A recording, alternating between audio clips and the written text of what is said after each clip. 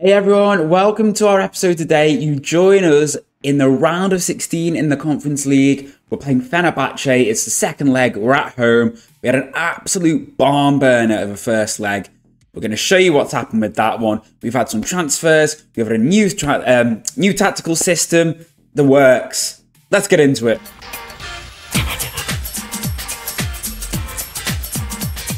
Hi everyone, welcome to the episode today. As I said, you join us in the second leg of the Europa League round of 16. And you will notice, last time I saw you, after we beat Köln with stoppage time drama, we then went and put a very, very late goal past Slavia Prague. That meant we came second in the league phase. Just 1 point ahead of Wolves, 2 points off Genk, who had a perfect record. Really, really pleased with that one. Then we've created like a little pre-season cup thing that we do every season. We just called it the Hammer Trophy, and we lost that to Legia Warsaw. But it was around about this point that we started using a new tactical system. We thought we'd use the little cup that happens before the season as a way of trying to sort of bed ourselves into it. And we'll touch on the tactic itself in a bit. But as you can see, one goal at the start of the game, but we created plenty of chances, good amount of possession, not much in the way of chances for the opposition. Similar sort of story from what I remember against Leiknir. Maybe they created a little bit more, but generally not as much. Against Starnen, I think we pretty much strangled this game as well. Their quality told a little, but we did have more possession. It was in this game as well, Valor Reykjavik, again, completely dominated. Left it really, really late. Considering the amount of chances we had and the amount of quality we had in the game to score. I'm just putting it down to a bit of low tactical familiarity at the moment, where we're creating the chances, but there's just not that quite fluid cohesion yet in front of goal to start putting them away. You will notice that Rykov has been in amongst the goals. He's sort of finding his feet a little bit now that he's sort of bedded in with the squad a little bit more. He got a goal in the friendly there, a goal there. 2 goals here against Fenerbahce, which I will show you the highlights for in a bit. They're slowly starting to fit into the team. And the way we've done that is we have finally switched to a back 3. That has kind of been made possible by some of the transfers that we've done. One of them was taken out of our hands, and again, we'll come on to that in a bit. But this is kind of what we're running at the moment. So we've got 2 wide centre-backs. Lindström, who is the player we signed from Malmö, fits in really, really nicely there. He can play at wing back, but we're choosing to play him as a wide centre back just to allow this system to work. And like I said, he does fit in really well there. That's usually Perez. That's not usually Sigurdsson. That's just, I think, from a friendly or something. But we are still trying to sell Sigurdsson, or at least get him out, because he's leaving on a free at the end of his contract. So I'd rather get some money for him now while I can. I think we did actually have a bid for him, but he rejected the move. I can't remember. It's been a few days since I've properly played this, because I've been working on a few other things. Got a few other little lines in the fire that we've been working on. Ragnarsson does pretty well at left wing back. We can play him inverted if we want to. Mainly, we've been using Pedro Zabala there. He is, weirdly enough, considering how happy he is being a wing back on that right-hand side in the fullback role, he does not like... He's unconvincing, apparently, as an out-and-out wing-back, but we've got him working on it. I really don't see why he can't play that role, but he is working on it. But unfortunately, both him and Trifonov are injured for this game, which, to be fair, might suit us playing a little bit more conservatively by playing like Sanyang or Pedersen there if we need to. And then we've got the Langer. I'm going to get my words out. I'm going to get my words out first, everyone. I'm half inclined to potentially try him at Zala here. For Alvarez, and I'm unsure as to whether to push the line up, because I felt like we were sort of conceding a bit of space here. I did put Ragnarsson as an inverted wing back in the Fenerbahce game as well on defend, just for him to slot in here in behind Alvarez, so I might try that as well. Hjorlofsson as the stopper is working okay, but we did concede a goal against Fenerbahce kind of as a result of that. And again, we will touch on that in a bit. That's usually Löwe or Schmidt, but what we do sometimes, we do actually play 2 10s, and that is usually Löwe and Schmidt in behind the lone striker. But we're playing Rykov at the moment as the advanced forward. Valdemarsen's been injured, and then we've been putting Schwaj there as the poacher, just to keep him sort of fairly central and allow Rykov to do all the sort of running. He's not someone who's particularly renowned for his work rate compared to, say, a Schwaj, for example. But Schwaj has that much higher natural finishing. So Rykov's finishing is 12, and Schwaj is, I think it's like 15. Yeah, 15 and better composure. So I kind of want Schwaj just in and around the box, just to literally lap up all those chances that come his way, make the most of his excellent attributes. Literally just keeping him in front of goal when possible. So yeah, sorry, the main transfer that facilitated this change was the sale of our main right winger, Olivier Thome, or Tome. So Al Ettifaq came in for him and he was like, I want to go. There's nothing you can do to like convince me otherwise. And I was like, you know what, that's fine. I'm prepared to do it because I was thinking for a while about going to a back three and playing with the 2 10s, because I felt like, you know, we've got some really great creative number 10s. And selling him basically got us some money for a free signing. And, you know, his wages are astronomical out there. He was on like a 10th of that with us. So, you know, yeah, he's gone. Avoided any unhappiness, brought a bit of money into the club. And yeah, so that's sort of facilitated that. Geronimo Nunez, we did say we were looking to sell. We did make a loss on him, unfortunately, but you know, he was unhappy. He was just unsettled in the gaff, basically, so we decided to let him go. And then Gunnarsson has gone back out on loan. Arnie, sorry, and Colbein has also gone out on loan to KRONA. Hejdahl Christofferson we knew was leaving on a free anyway, and we've agreed We've agreed the signing of Santiago Gallo coming in from Newell's Old Boys for $1 million. So it's quite a big chunk, but consistent, good bravery, resolute, already apparently a very good player for this level. Can play right back or as a number 6. We're currently not using a number 6 at the moment in this 3-4-3 essentially it is, isn't it? Or a 5-2-3 system. But we can obviously train him to play that role, or we train him to play inverted wing back, basically, is another option available to us. So yeah, we're certainly looking forward to him joining. I do need to get his face in the game. Same with the new left back we've got joining. And a player that we're also getting rid of is Khalid Saeed. So he came back from his loan at KRONA last season, didn't want to renew, or they didn't want to renew his loan, and I felt like he was just. We didn't need him, to be honest with you. No one in Iceland seemed to want to come in for him. So in the end, we've agreed to sell him to, I'm not sure where they're from. Over there, also from Sudan. They're a Sudanese team. And he's going for like 90,000, I think it says there. And I feel like we got him. Yeah, we got him for free. So again, we've made profit on him. And he also gets all his wages out there. We're trying to, I think, yeah, Christensen. We decided just to put him up for sale because his contract, I think, is expiring at the end of this season. No one in Iceland came in for him, but he's currently speaking to HamKam in Finland, I think they're from, and Kongsvinger, who I think are in Norway, yeah, and potentially getting 50,000 for him. Basically, this is a player who was here when we started.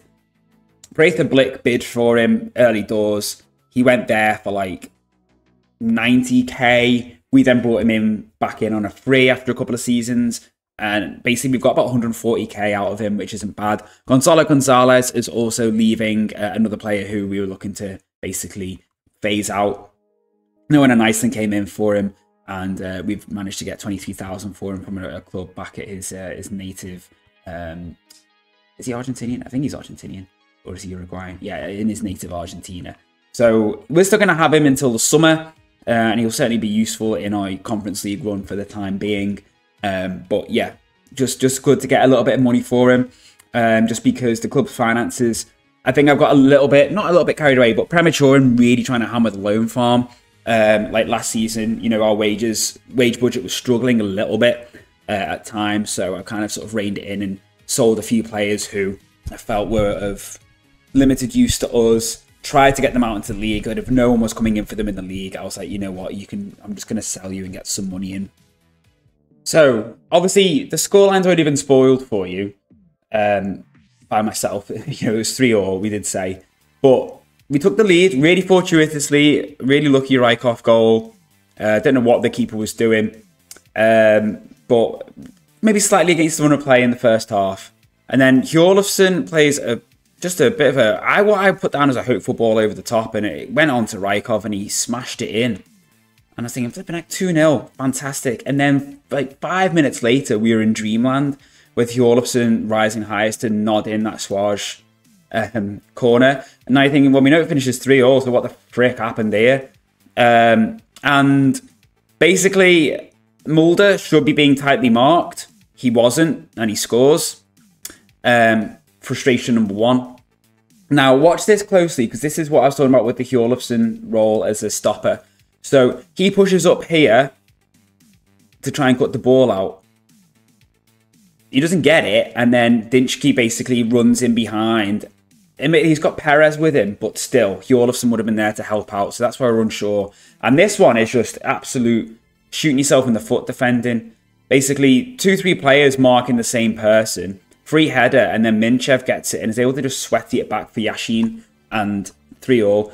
Now, when you see the match stat, you'll see that that is probably on the face of it a very fair result. It was very even. We certainly would not have deserved to win that game 3-0. Possession fairly even. Shots, XG, all pretty similar. You know, as you can see, when you look down the bars, everything's pretty much even.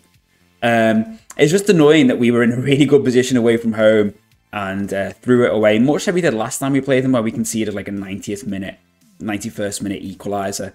But yeah, we'll see if the changes we're making will help us.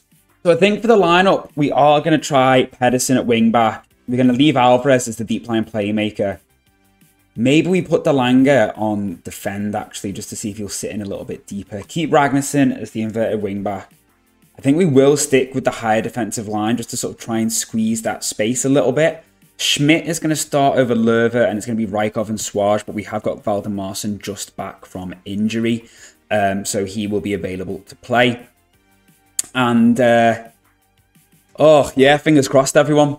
And I did actually just drop Hjorlofsson down just to a normal central defender on, like, normal defend duty. No cover, no stopper. I'm just going to leave it as it is just to make sure he doesn't get caught out. Oh, I need to change the highlight stuff after showing you the goals last time out. And it's Carson already on a gallivanting run. Keeper punctures it clear, and it's Brahim Diaz, who they didn't play last time. I don't know whether he's injured or not. Oh, the keeper's injured. Okay, that's rather significant. If you are enjoying this series, everyone, by the way, please do drop a like down below and leave a comment. Let me know how your saves are going, or let me know what you think of the new tactic. Anything, I don't mind. I want to hear it. And to the other person who commented last time, who is also managing in Iceland, I hope you're enjoying this episode if you're watching. And let me know how your vestry save is going.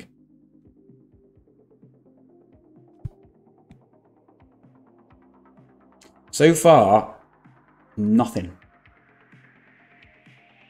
The highlight has been their keeper getting injured.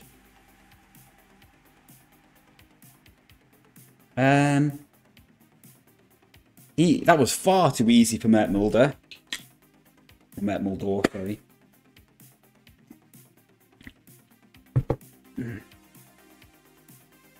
Come on, Morris. That was lucky. I don't know whether we maybe dropped Schmidt on support just for him to pick up that the ball in that hole a bit more. Just worry there's too many spaces sometimes on this in our sort of setup. Come on, Lindstrom, well done. He's slotted in perfectly into this role, by the way, considering like this is his sort of first like spell with the club. You know, he's not had any sort of real bedding in period. He's just gone straight in. And Schmidt has a shot, which is tipped wide by FN the new replacement keeper. And it's Swaj with the corner. Now, this worked really well for us last time because Hjorlofsson absolutely hammered it home. Can't get to it that time. It's going to be Seb Perez. I'm going to say he should feed it into, I think it was Ragnarsson who was holding that central spot. Now, yeah, well headed away from Hjorlofsson. We need to push out, guys. This is going to be I thought it was going to be a goal, but it was well saved by Valsen. So yeah, I was going to say, I'm pretty sure I'm supposed to have someone on the edge of the box, and Schmidt is there for precisely that, well, not just for precisely that reason, to help us, obviously, with spring encounters, but also to ensure someone's there to, like, put pressure on.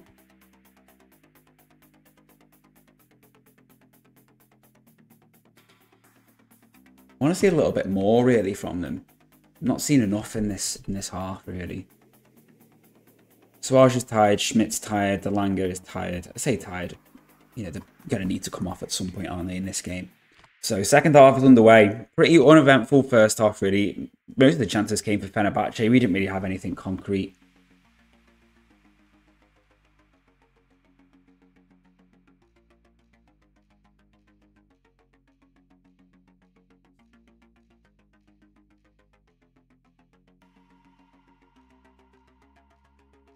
We have also got the option of just reverting back to our 4-2-3-1 if we need to in this game. Although I don't know who I'll play out on the right, because we haven't got Tome anymore, and Trifonov is injured. Rykov not having a brilliant game of it.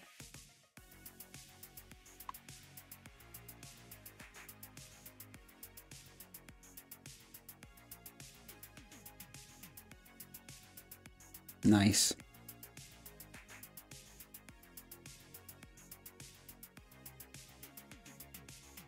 It's nice seeing Ragnarsson sort of adopting that role. I like sort of like there's like a second double pivot with the Langer, which allows Alvarez to sort of just sit slightly further forward. I kind of like them a little bit more spread out, but it just frees up that little bit of space. Nice. Nice, lovely. That was quite nicely, patiently worked, and it's Suarez attacking it. It's always going to be tough, especially when you're attacking it from that deep. You really got to generate some power on your headers or try and elevate it over the keeper. I'm not going to take off Kjolfsson at the moment, but I am going to take off Schmidt for Lerver and Rykov or Schwarz. I feel like Rykov, he's not having a great game. I don't know whether to maybe play Schwarz as a presser, maybe, just to put a bit of pressure, essentially, on them. Maybe take off the Langer for Vargas, get Alvarez to sit slightly deeper. Oh gosh. And then maybe play Vargas slightly more advanced. I don't know. This tactic is still very much in its infancy, really, so we're still sort of trying to figure out how we would respond to certain situations. We don't know what's going to work yet in these certain moments. Because we're still sort of figuring it out, really. I do... For those who are new or don't know, I don't really use preset tactics anymore, so I don't sort of go, oh, I want to try a 3 at the back for this team, what's going to work? And look to see what the assistant says. I just kind of just pick it, work it out myself, and go from there, to be honest with you. I've done that for a couple of years now. I don't really use presets anymore. Presets are a great way of getting used to how tactics work and stuff. I just kind of now try and make them to suit my team and the players I have.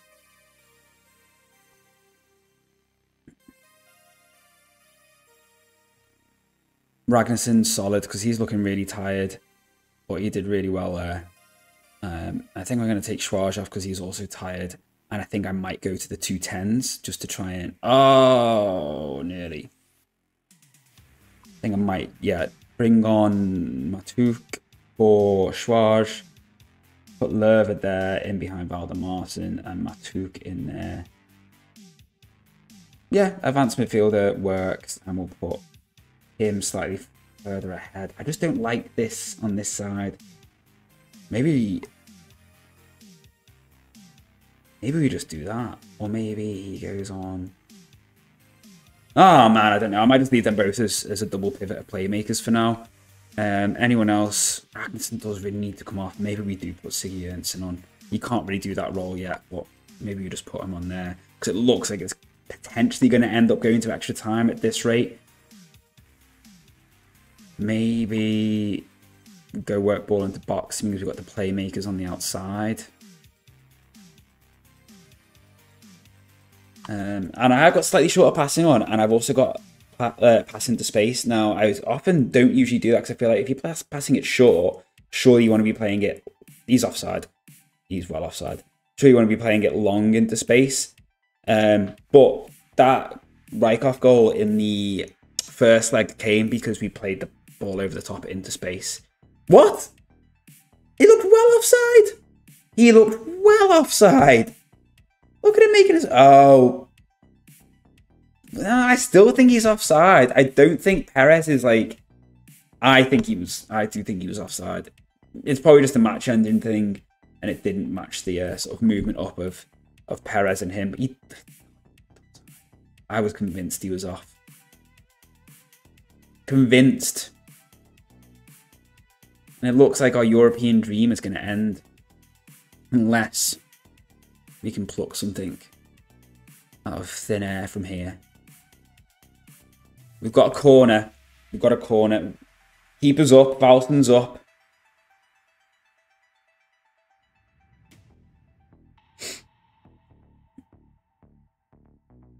Comes out to Matuk. Feeds it to Carson. Back to Vargas. Jolofsson. Alvarez. Vargas. This is just going to allow them to recover here. Carson. It's gone past his man. Crosses it. Valdemarson can't get to it. It's kitchen sink time. So frustrating, man. We were 3-0 up in the first leg.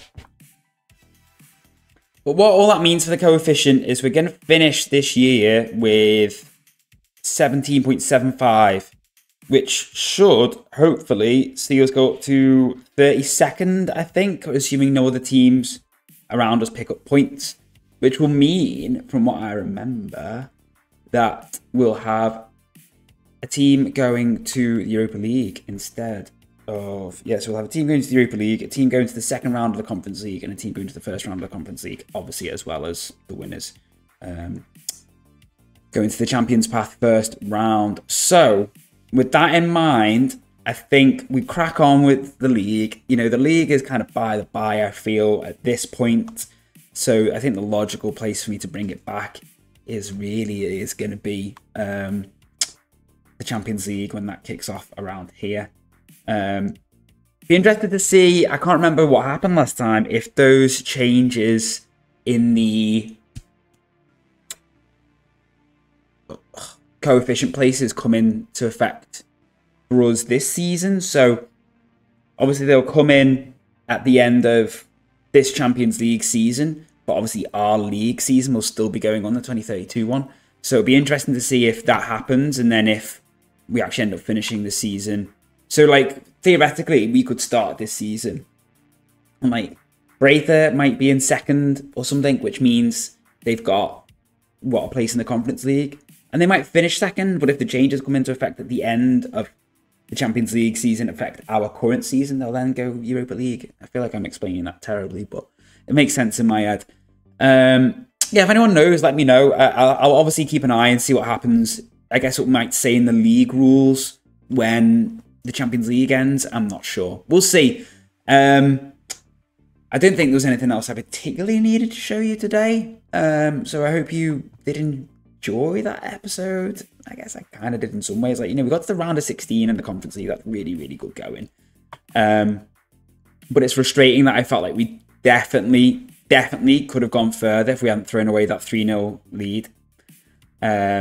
And if we'd have just been a little bit more effective going forward in that game, because we really didn't deserve to get anything from this on the night. Fener, to be fair, also didn't. We had more shots on target, slightly more possession, but their XG was a lot better because they just created better quality chances than we did. Jury's out on the tactic, I feel. We'll see how it goes in the league, see if we can really start to push on with it and fine-tune it and find out what works for our players. So what we've got, 514,000 is pretty good, and we should obviously get some more money at the end of the season and some more like, you know, rep points and stuff like that, because obviously we've done pretty well and then obviously the coefficient will help. Hopefully we can really use that coefficient push to sort of really springboard, because we're losing like our 2 worst seasons in the last 6 years this year. So fingers crossed, everyone, fingers crossed.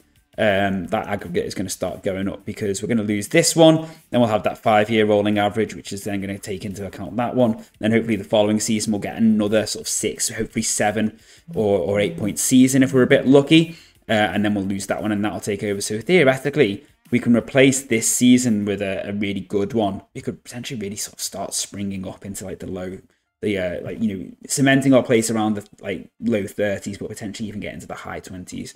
That would be lovely stuff.